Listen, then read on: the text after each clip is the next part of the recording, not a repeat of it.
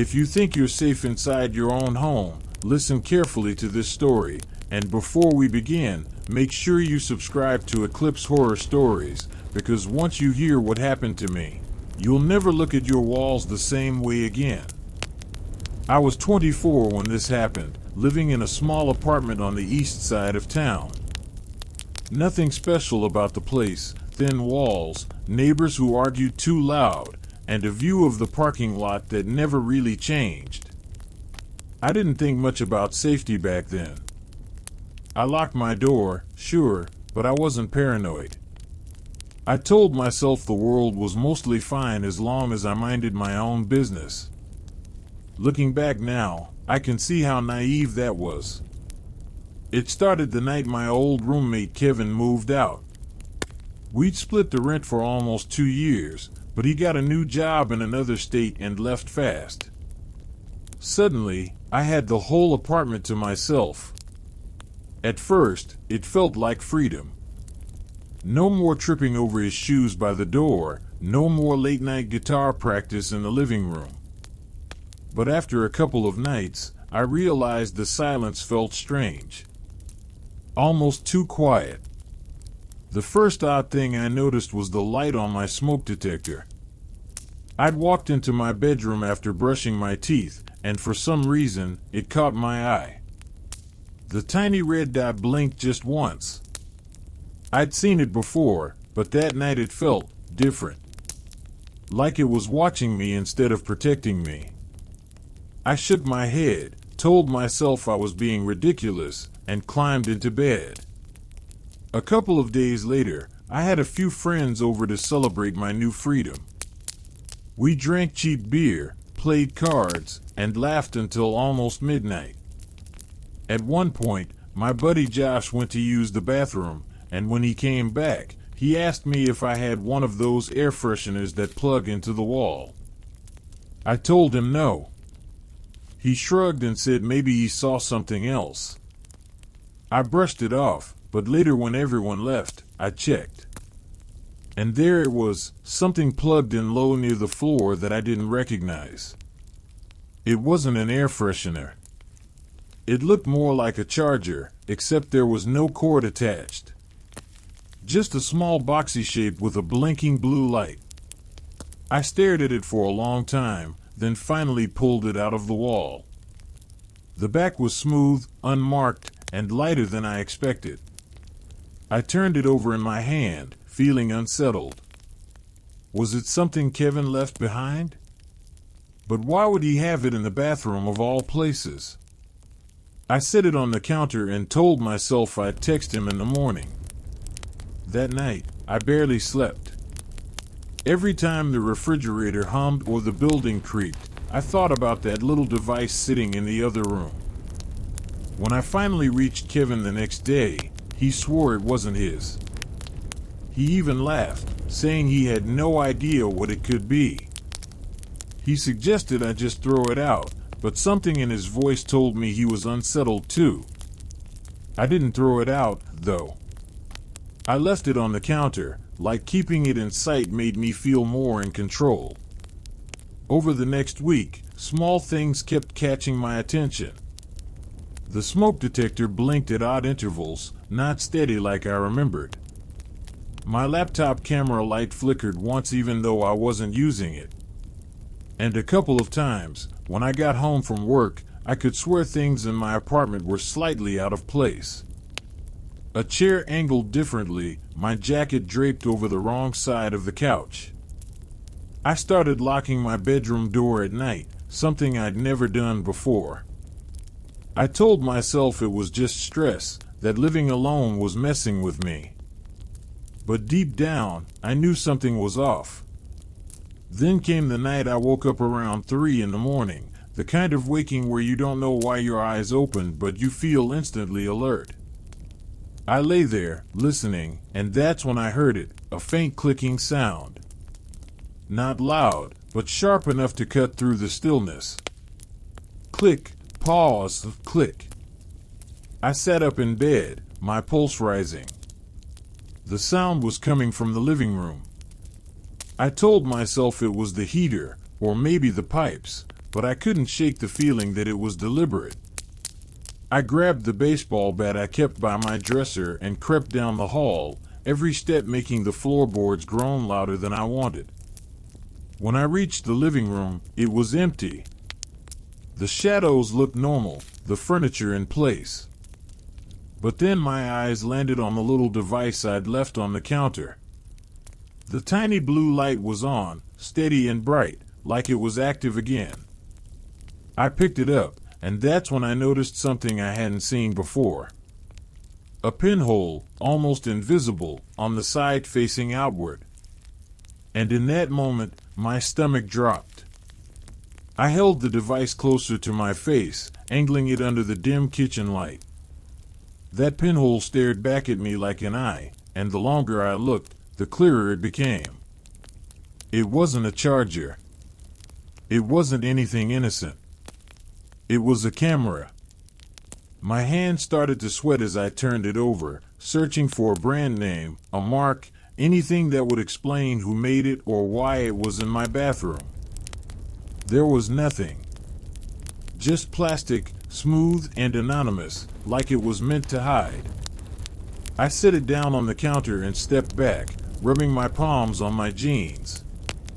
My brain raced through explanations, each one worse than the last. Did Kevin plant it before leaving? Had someone broken in? Was it part of the apartment already, hidden in plain sight? I tried to laugh it off, told myself it was probably just a cheap spy gadget some kid left behind. But when I plugged it back in, the blue light blinked steady again, and I knew without a doubt it was recording. Or at least, it had been. I didn't sleep the rest of that night. I sat on the couch with the bat across my lap, staring at the smoke detector in my bedroom from the hallway, watching that tiny red light blink on and off like a heartbeat. The next morning, I went online and typed hidden camera detectors into the search bar. A dozen articles popped up, all warning how common it was in hotels, Airbnbs, even apartments. Some cameras looked like smoke alarms. Some like phone chargers. Some were hidden in alarm clocks or vents. Reading it made my stomach twist. It felt like every object in my home was a suspect. By noon, I was on my knees crawling across the carpet, holding up my phone's flashlight at weird angles, searching for reflections. I unscrewed the smoke detector. I unplugged the router.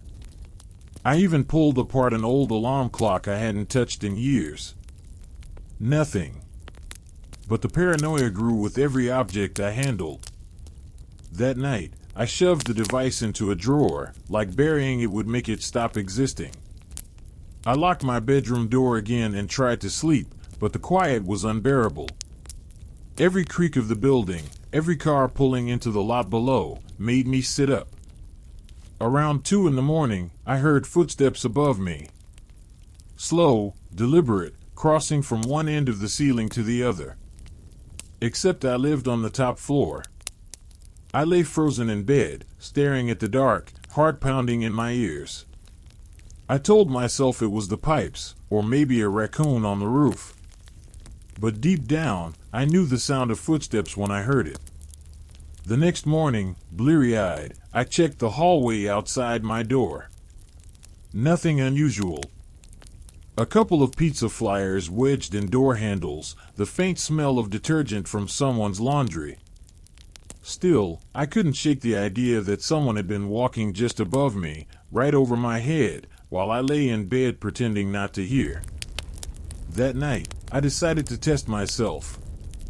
I set my phone to record audio and left it on the coffee table. I wanted proof, something I could point to so I'd know I wasn't losing it.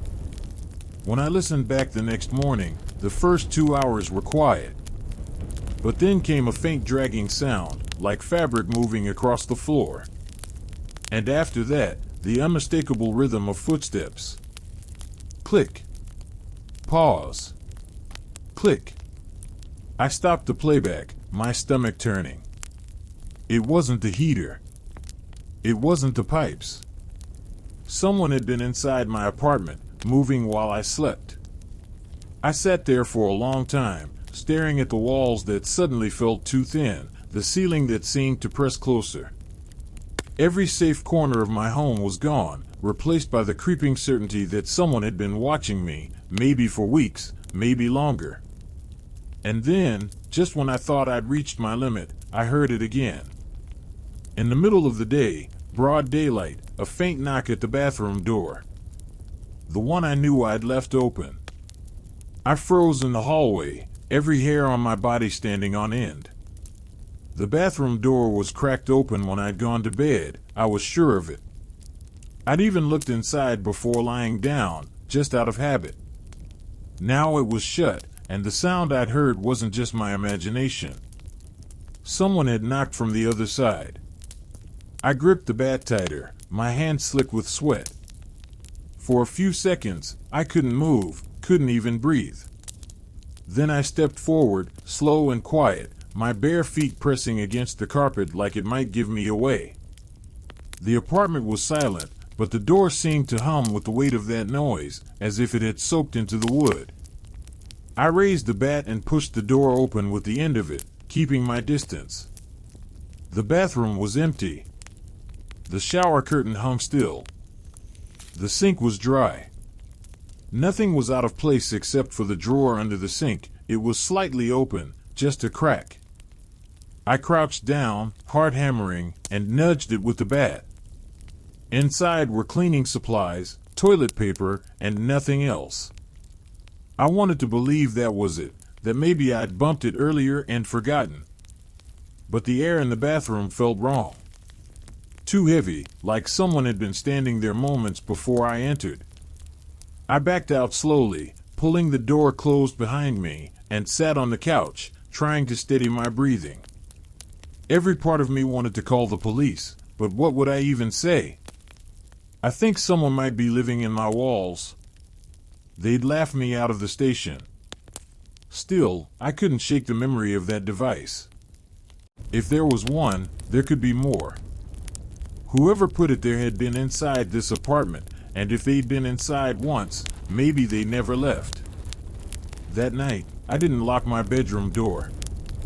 Instead, I set up my phone again, this time with the flashlight on, propped against the dresser so it faced the hallway.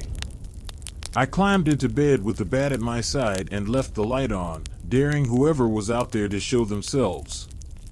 Sometime around 2, exhaustion dragged me under. When I woke in the morning, the phone was face down on the floor, the flashlight off. My chest tightened as I picked it up, scrolling through the video with shaky hands. The footage was grainy, shadows shifting across the hallway as headlights passed outside. For the first hour, nothing. Then, just past 3, the light flickered. At first I thought it was my imagination, but when I slowed the playback, I saw it clearly, a figure leaning into the frame. Just for a second. A head tilted, hair falling forward, eyes glinting against the light. Then gone. My throat went dry. Someone had been standing there, inches from my bedroom door, watching me sleep. I didn't go to work that day. I couldn't. I sat at the kitchen table, phone in front of me, playing that moment over and over until I wanted to throw up. I wanted to run, pack up and leave the apartment forever. But part of me needed to know.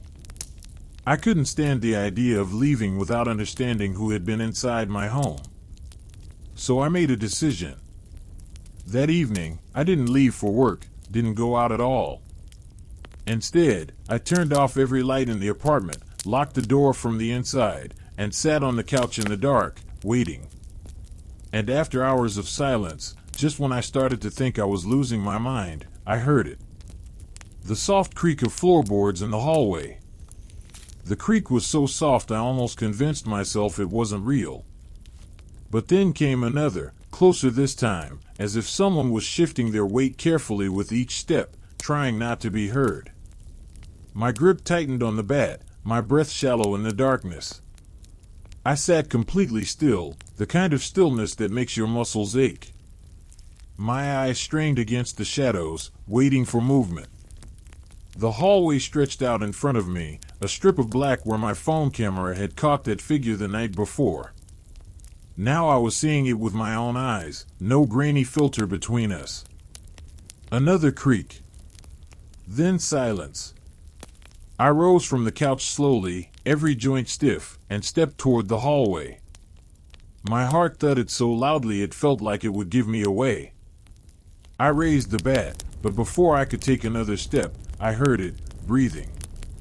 Not mine. Low, steady, coming from just around the corner. I wanted to shout, to demand who was there, but the words stuck in my throat. Instead, I inched closer until I could make out a faint shape at the edge of the hallway. Someone was standing there, still as stone. I forced myself forward, swinging the bat in front of me.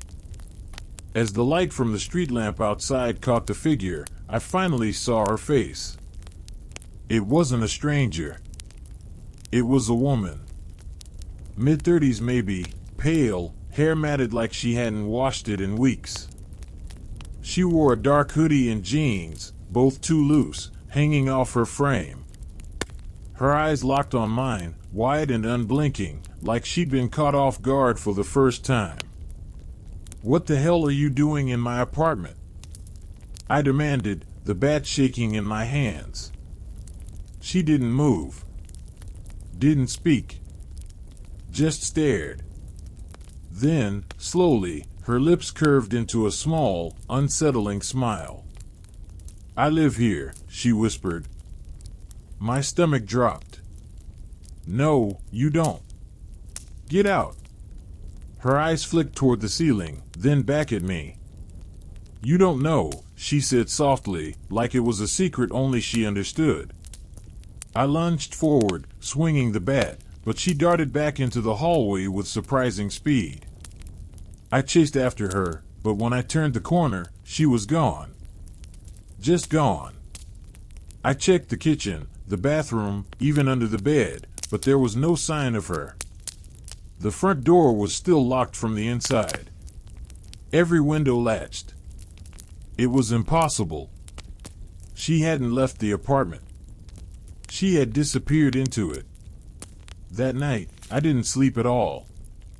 I sat awake until the sun came up, every sound amplified, every shadow alive.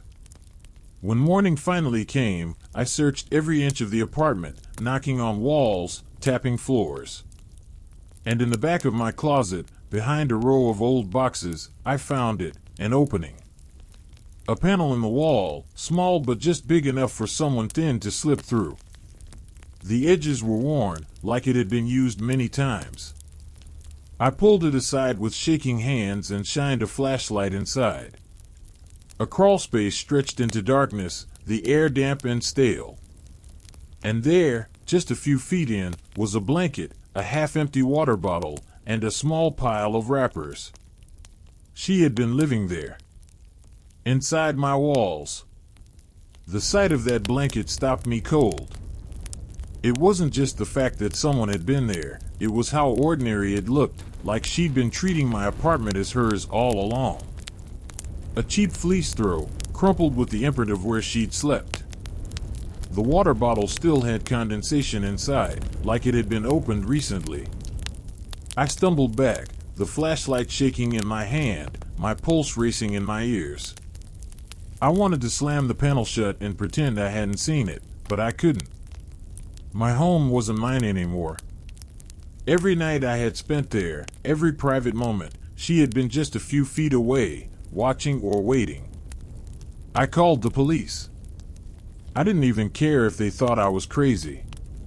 My voice cracked as I explained what I'd found, and within 20 minutes, 2 officers were in my apartment. They crouched by the crawl space, shining their own flashlights inside, murmuring to each other in low voices. "She's been living here a while," one of them said. "Look at this." He pulled out a small notebook from the pile of boxes. The cover was worn, but inside were pages of shaky handwriting. My name appeared more than once. So did notes about when I left for work, when I came home, even what nights I had people over. My skin crawled as I read the words, seeing my life broken down into a schedule I hadn't even realized I followed. She knew everything. The officers searched the crawl space, but she wasn't there. They checked the whole building, knocking on doors, asking neighbors if they'd seen her. No one had. By the time they left, promising to keep an eye out, I felt more exposed than ever. That night, I didn't know what to do. I couldn't bring myself to sleep in the bedroom, not with that panel in the closet. I dragged a chair into the living room and sat with the lights on, every creak of the building making me jump. I told myself she was gone, that the cops had scared her off. But then I remembered the way she'd smiled, the way she'd whispered, "I live here." The next morning, I tried to go about my routine, but everything felt off. My coffee tasted wrong, like it had been sitting out too long. My toothbrush was damp before I used it. And when I opened the fridge, I noticed a carton of milk sitting slightly forward, even though I hadn't touched it in days. She was still here. Somewhere. I bought new locks, even though the old ones hadn't been broken. I nailed the crawl space shut, layering boards across it until I was sure it couldn't open again. But deep down, I knew it wouldn't matter. If she had been moving through the walls, there were probably other ways in and out I hadn't found yet. That night, I tried to sleep again, but I woke up at 2:30 to the sound of humming. Faint, almost childlike, drifting through the walls. It grew louder as I sat up, gripping the bat again, and I realized it wasn't coming from the hallway. It was coming from directly behind my headboard. I pressed my ear to the wall, and the humming stopped. My mouth went dry. I pulled the bed away from the wall and tapped lightly. The sound echoed hollow, like there was space behind it. Another crawl space, maybe.